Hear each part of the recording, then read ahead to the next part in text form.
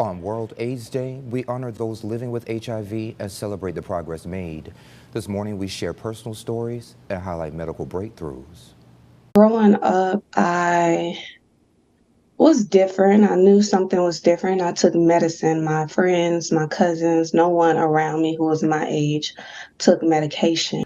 In fourth grade, Kayla Quimbley learned she was born with HIV, which led to a lot of isolation and secrecy. Having something like HIV is a secret. I was taught that's house business. It stays in house. No one knows what goes on in this home. Me becoming positive actually had made me grow up and mature very quickly. Ty Wilkerson Jr. contracted HIV in 2007 while in the military.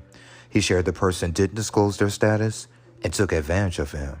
I basically was crying myself to sleep. But by the end of the week, things started getting better and better and better because I was researching and finding stories of people who were living past the normal 2-year life sentence that HIV was given at the time. HIV, which is transmitted through body fluids and needles, weakens the immune system. That makes the body vulnerable to infections. If left untreated, it can progress to AIDS. Patients were dying. It was truly a death sentence. Dr. Roger May Arthur, an infectious disease specialist at Augusta University, remembers the 90s when treatments were not as effective. So I remember very vividly a patient telling me he had to decide, should he stay alive being blind, or should he preserve his sight and die an earlier death? It was pretty awful. I was taking 4 and 5 pills. So to be able to take one pill now just shows you how far advancement in medication has come. Despite the progress, managing HIV still brings challenges: delayed diagnosis, limited access to care, and stigma. Still the perception that if they don't feel bad, it can't be as bad as people have said it is. That I feel fine. So what if I've got HIV, they might think.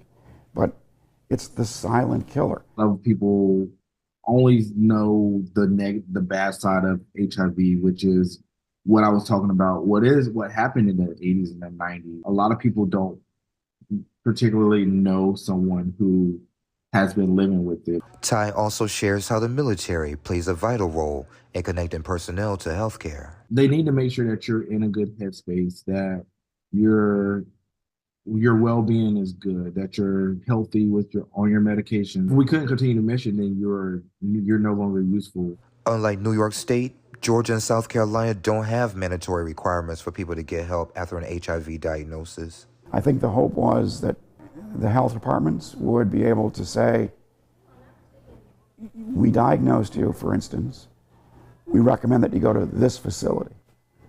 But they didn't put it into law.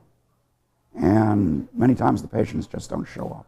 Programs like Ryan White, Stop the Stigma, and Positively Augusta have made a huge impact. Ty even sharing his experience on social media to raise awareness.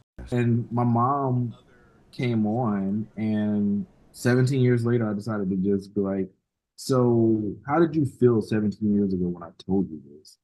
And she went into it, and it was very eye-opening for me. New advancements include PrEP for those without HIV and convenient monthly or bi-monthly injections. Ongoing trials are exploring new treatments, but a vaccine is still a long way off. The virus mutates too much, and it just doesn't stimulate the immune system adequately to allow the immune system to fight it.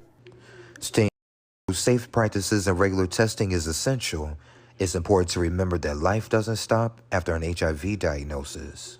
You still got work tomorrow. You're going to go to work. If you got kids, you still got to go home and cook for them. You still got to go home and clean. Like, life continues to move even after an HIV diagnosis.